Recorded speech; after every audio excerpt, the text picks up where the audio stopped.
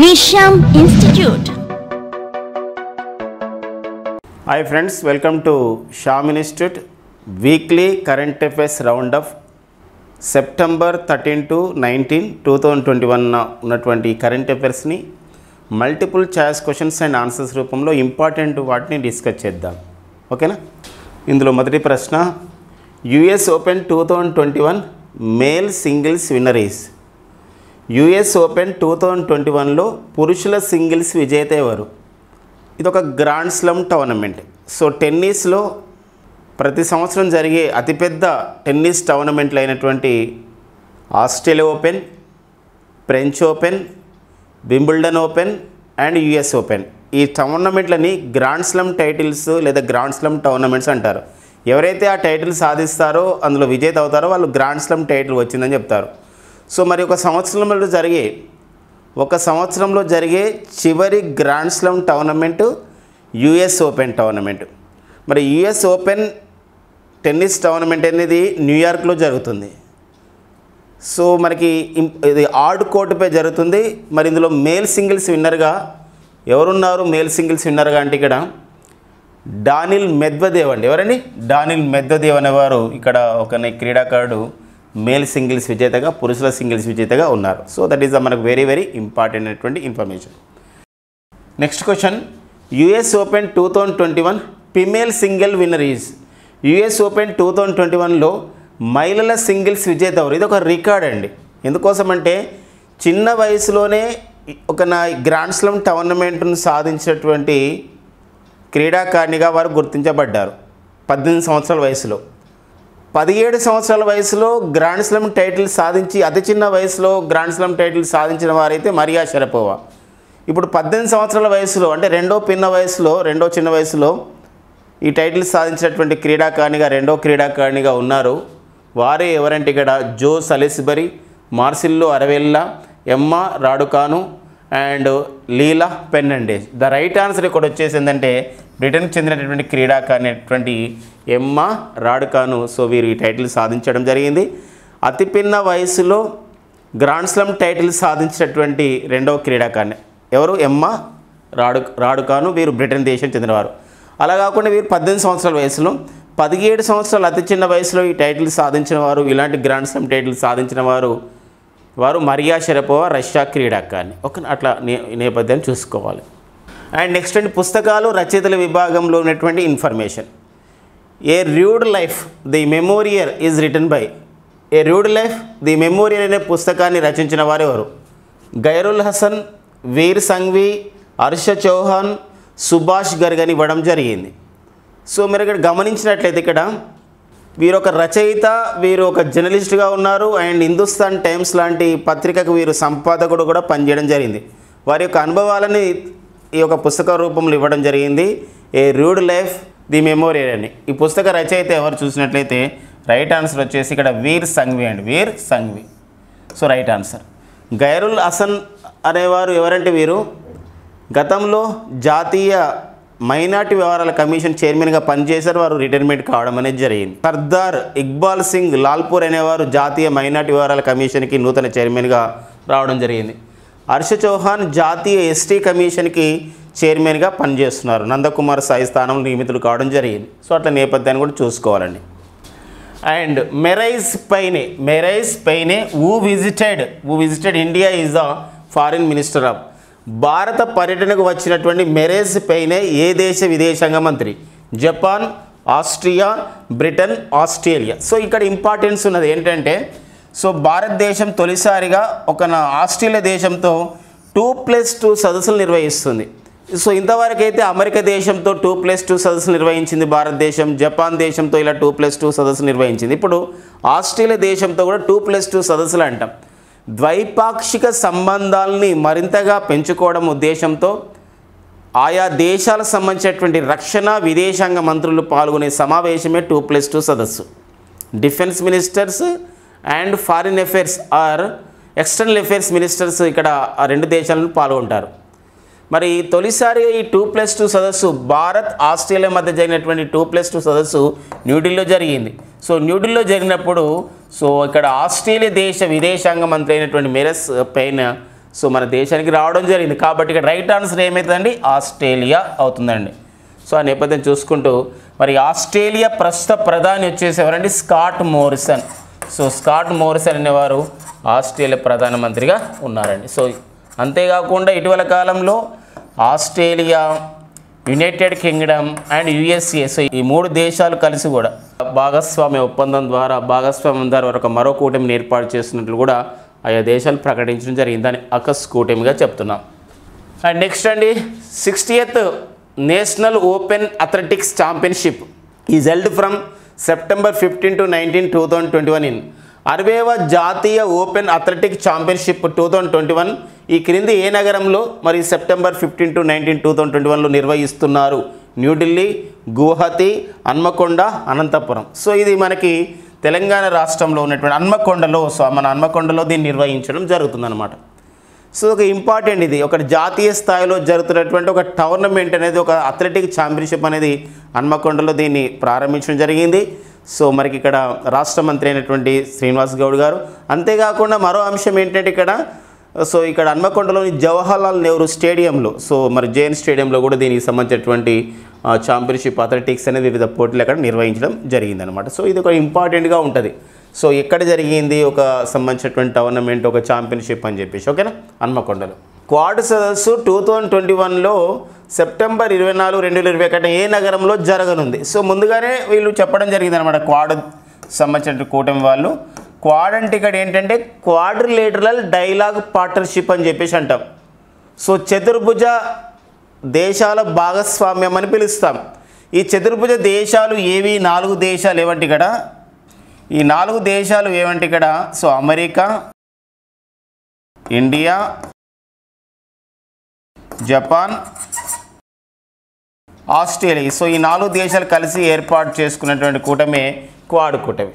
మరి ఇలాంటి క్వాడ్ కూటమి అనేది సమావేశం ఎప్పుడు నిర్వహిస్తున్నారు? సెప్టెంబర్ 24, 2021 ఏ నగరం నిర్వహిస్తున్నారంటే Tokyo, Canberra, Washington DC, Mauritius అని ఇవ్వడం జరిగింది. ఇక్కడ మారిషస్ కాదు, ఎందుకోసం అంటే ఇది సో మనకి ఇక్కడ క్వాడ్లో సభ్యదేశం కాదు. సో కాన్బెర్రా ఆస్ట్రేలియా రాజధానిలో కూడా కాదు, జపాన్ రాజధాని టోక్యోలో కూడా కాదు. ఎక్కడండి ఇది?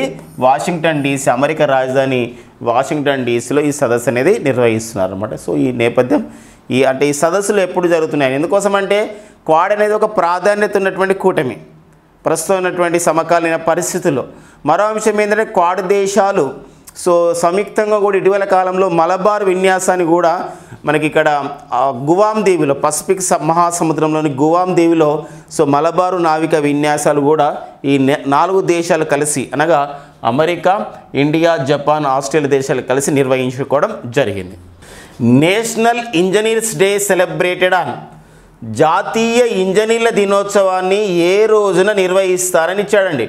ఒకటి సెప్టెంబర్ 14, సెప్టెంబర్ 15, సెప్టెంబర్ 16, సెప్టెంబర్ 17 అని ఇవ్వడం జరిగింది. ఇక్కడ రైట్ ఆన్సర్ వచ్చేసి ఏంటంటే ఇక్కడ మోక్షగుండం విశ్వేశ్వరయ్య జయంతిని మనకి సెప్టెంబర్ 15ని జాతీయ ఇంజనీర్ల దినోత్సవంగా మనం జరుపుకుంటున్నాం 1968 నుండి. సో వీరు భారతదేశంలో ఎన్నో ఒక ప్రాజెక్టుల రూపకల్పనలో విశేషమైనటువంటి పాత్రను పోషించడం జరిగింది శ్రీ మోక్షగుండం విశ్వేశ్వరయ్య గారు. అందుకోసమే వారి యొక్క జయంతిని అలా మనం జాతీయ ఇంజనీర్ల దినోత్సవంగా జరుపుకుంటున్నాం. సో రైట్ ఆన్సర్ వచ్చేసి ఏంటండి సెప్టెంబర్ 15ని జాతీయ ఇంజనీర్ల దినోత్సవం జరుపుకుంటున్నాం. ఆ పాయింట్ మనం చూసుకోవాలండి. సెప్టెంబర్ 14 వచ్చేసి జాతీయ హిందీ భాష దినోత్సవం. ఇదే సెప్టెంబర్ 15 మరో ఇంపార్టెన్స్ డే కూడా ఉంది, ప్రపంచ ప్రజాస్వామ్య దినోత్సవాన్ని కూడా, వరల్డ్ డెమోక్రసీ డేని కూడా సెప్టెంబర్ 15న సో ఐక్యరాజ్య సమితి సూచనతో నిర్వహిస్తారు. అండ్ సెప్టెంబర్ 16 వచ్చేసి ఏంటంటే ప్రపంచ ఓజోన్ దినోత్సవం. ఓకేనా, ప్రపంచ ఓజోన్ దినోత్సవాన్ని లేదా ఓజోన్ పరిరక్షణ దినోత్సవంగా జరుపుకుంటాం. అలాంటి నేపథ్యంగా చూసుకోవాలి. అండ్ మోక్షగుండం విశ్వేశ్వరయ్య గారు సో దేశ ఆర్థిక వ్యవస్థ గురించి, ప్రణాళిక వ్యవస్థ అవసరం గురించి వారు ఒక పుస్తకాన్ని కూడా రాయడం జరిగింది. ఏమనంటే planned economy for India. So planned economy for India అనే పుస్తకాన్ని రాసిన వారు ఎవరంటే సో మోక్షగుండం విశ్వేశ్వరయ్య గారండి. Planned economy for India. So ఆ నేపథ్యాన్ని కూడా చూసుకోవాల్సిన అవసరం ఉంటుంది. The book human rights and terrorism in India is written by. Human rights and terrorism in India అనే పుస్తక రచయిత ఎవరు?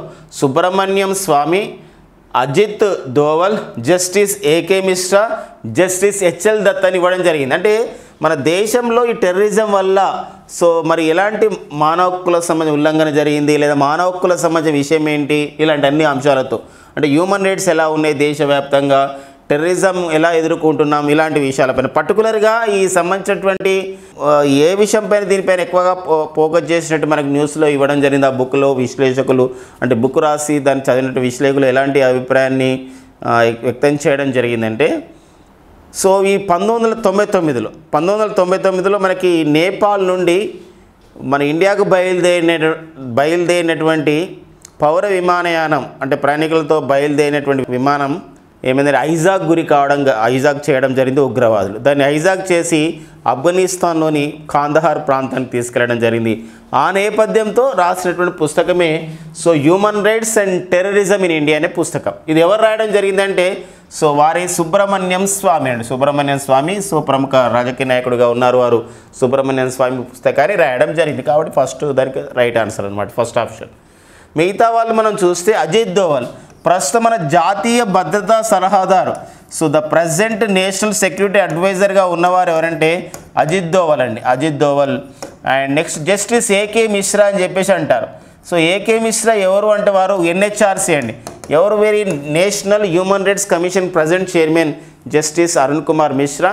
సో ఎవరి ప్లేస్లో వచ్చాడు జాతీయ మానవ హక్కుల కమిషన్కి అరుణ్ కుమార్ మిశ్రా గారు అంటే జస్టిస్ హెచ్ఎల్ దత్ స్థానంలో సో జాతీయ మానవ హక్కుల కమిషన్ చైర్మన్గా వారు నియమితులు కావడం జరిగింది. వీరు జాతీయ మానవ హక్కుల కమిషన్ మాజీ chairman HL Dutt and present chairman అయితే జాతీయ మానవ హక్కుల కమిషన్కి ఏకే మిశ్రా. ఈ క్వశ్చన్ చూసినట్లయితే human rights terrorism in India అనే పుస్తక రచయిత వచ్చేసి ఎవరండి సుబ్రహ్మణ్యం స్వామి. అండ్ నెక్స్ట్ అండి the report crime in India 2020 is given by.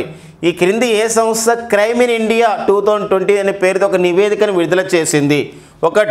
ఒకటి NCRB national crime records bureau, CBI central bureau of the investigation, and NHRC national human rights commission.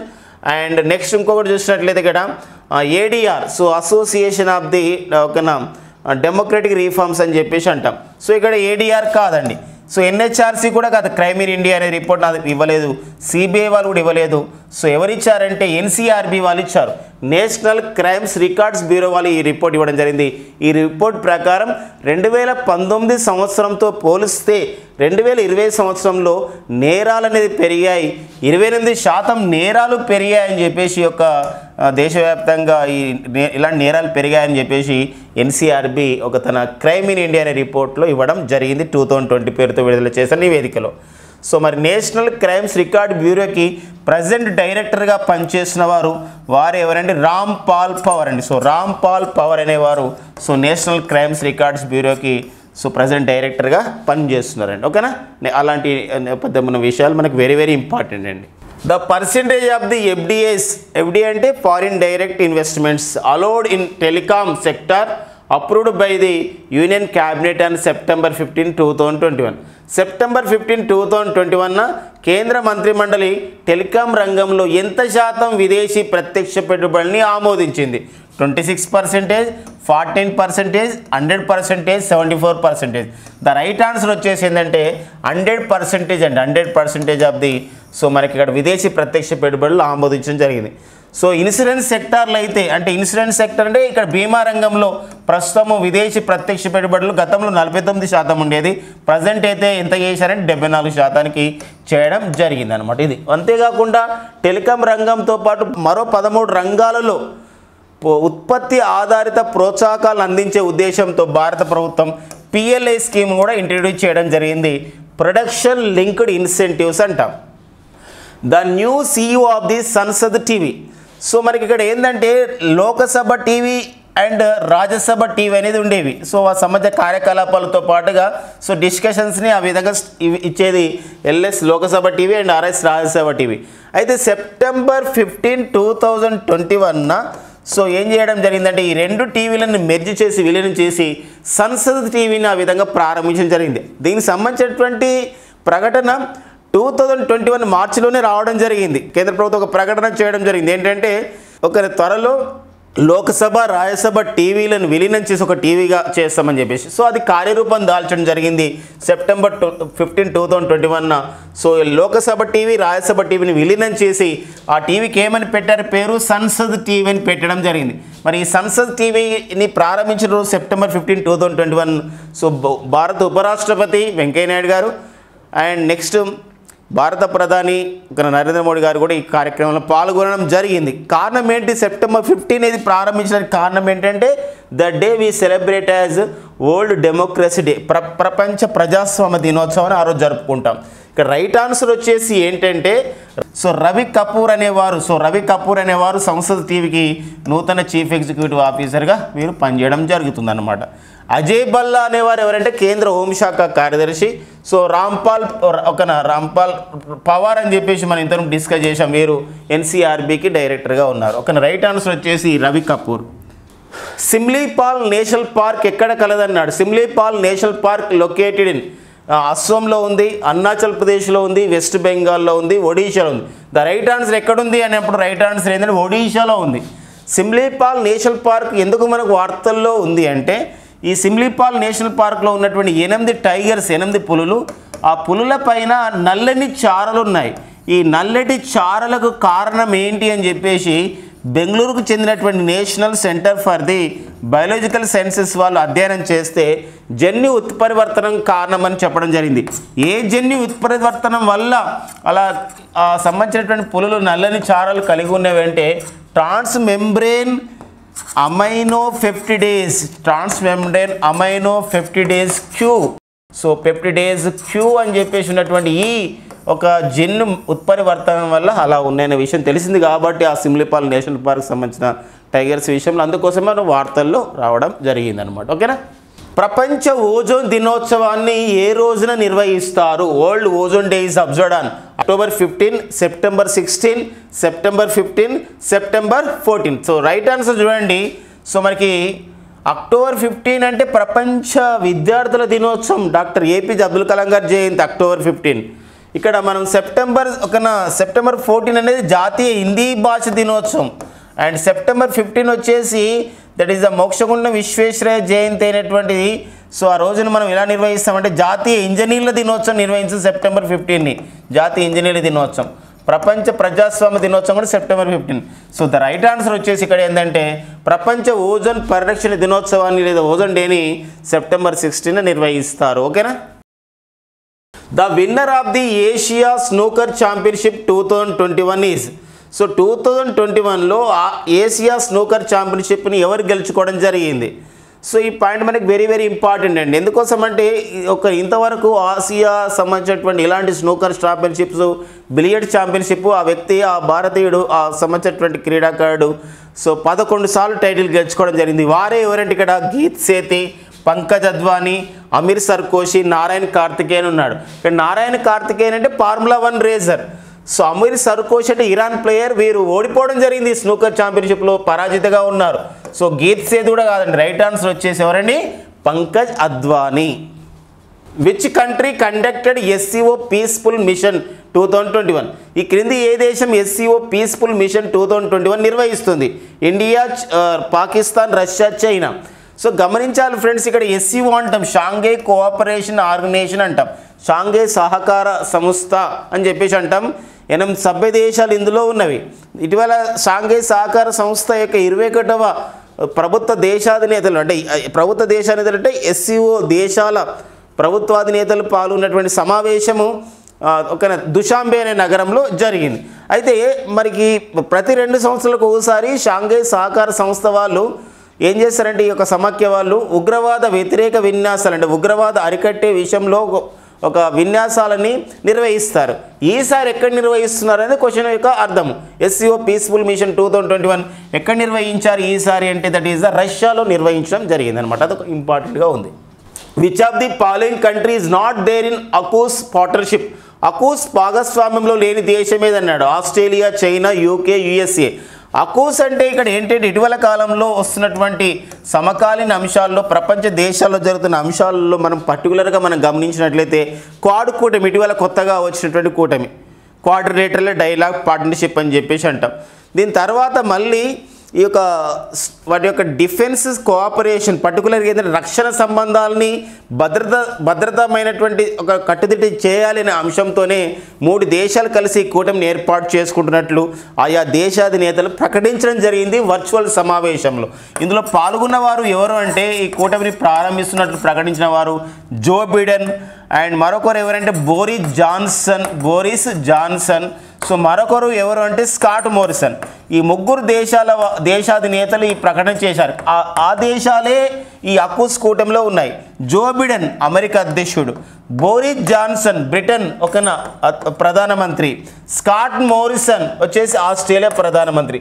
So ఈ దేశాలు ఇందులో ఉంటాయి. So Australia, United Kingdom and America.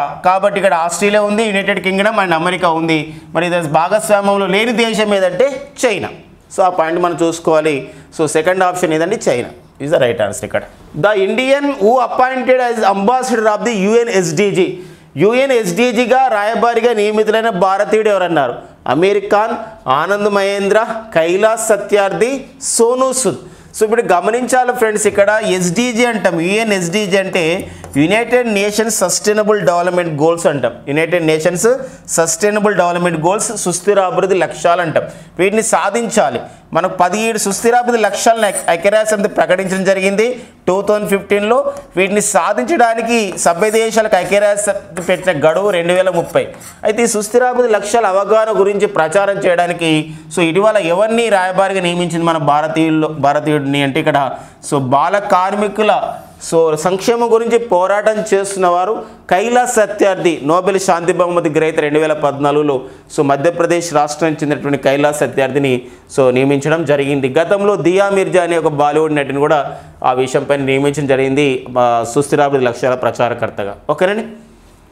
So 21వ SCO సమావేశం ఎక్కడ జరిగింది అన్నాడు. సో ఇక్కడ రైట్ ఆన్సర్ చూసినట్లయితే 21st SCO meeting is held in Dushanbe, Bishkek, Nur Sultan, Ulan Bator అని ఉందండి. సో రైట్ ఆన్సర్ ఇక్కడ ఏంటంటే దుషాంబే. సో దుషాంబేలో దీనికి సంబంధించినటువంటి సమావేశం అనేది జరిగింది. సో మరి బిష్కేక్ అంటాం కిర్గిజిస్తాన్ రాజధాని అండ్ కజకిస్తాన్ రాజధాని నూర్ సుల్తాన్ అండ్ మంగోలియా రాజధాని వచ్చేసి ఉలన్ బాటర్. సో ఇక్కడ రైట్ ఆన్సర్ ఏంటంటే దుషాంబే ఈజ్ ద రైట్ ఆన్సర్. దేనికి మన భారత్ తరపున ప్రత్యక్షంగా హాజరైన వారు కేంద్ర విదేశాంగ మంత్రి అయినటువంటి ఎస్ జయశంకర్ గారు అండ్ వర్చువల్ ద్వారా ఇదే సమావేశానికి హాజరైన వారు మన ప్రధాని నరేంద్ర మోడీ గారు కూడా వర్చువల్ ద్వారా హాజరు కావడం జరిగింది. సో లాస్ట్ క్వశ్చన్ అండి, that is 45th GST meeting is held on September 17, 2021. 45వ జిఎస్టీ సమావేశం సెప్టెంబర్ 17, 2021 ఏ నగరంలో జరిగింది? న్యూఢిల్లీ, నోయిడా, కాన్పూర్, లక్నో. సో ఒక జిఎస్టీ కౌన్సిల్ సమావేశం అనేది సో ఒక కేంద్ర ఆర్థిక వ్యవహారాల శాఖ మంత్రి అయినటువంటి నిర్మలా సీతారామన్ అధ్యక్షతన జరిగింది ఈ సమావేశం. ఎన్నో కీలకమైన నిర్ణయాలు కూడా తీసుకోవడం జరిగింది. పర్టికులర్గా మనం చూసినట్లయితే కోవిడ్ ఔషధాలపైన పన్ను మినహాయింపును 2021 డిసెంబర్ 31 వరకు పొడిగించడం జరిగింది. మరో అంశం ఏంటంటే ఇక్కడ పెట్రోల్ డీజిల్ పైన జిఎస్టీ అంశం పైన సో దాన్ని సంబంధించి డిస్కస్ చేస్తూ ఆ సంబంధించిన నిర్ణయాన్ని వాయిదా వేయడం కూడా జరిగింది. సో ఇలాంటి కొన్ని నిర్ణయాలతో ఈ 45వ జిఎస్టీ సమావేశం జరిగింది. మరి ఎక్కడ జరిగిందంటే అది సో రైట్ ఆన్సర్ వచ్చేసి లక్నో. సో లక్నో కేంద్రంగా ఈ యొక్క సమావేశం అనేది జరిగింది. 45వ జిఎస్టీ అంటాం, గూడ్స్ అండ్ సర్వీసెస్ ట్యాక్స్. దేశంలో మరి ఈ జిఎస్టీ అనే నూతన పన్ను విధానం 2017 జూలై 1 నుండి అమలవుతుంది. 101వ రాజ్యాంగ సవరణ చట్టం ద్వారా ఇది అమల్లోకి రావడం జరిగింది జిఎస్టీ. ఓకేనా. సో ఇవ్వండి మనకి weekly round up current affairs weekly round up September 13 to 19, 2021 ఉన్నటువంటి ముఖ్యమైన కరెంట్ అఫైర్స్ తీసుకొని ఎంసీక్యూ మల్టిపుల్ చాయిస్ క్వశ్చన్స్ రూపంలో అందించడం జరిగింది.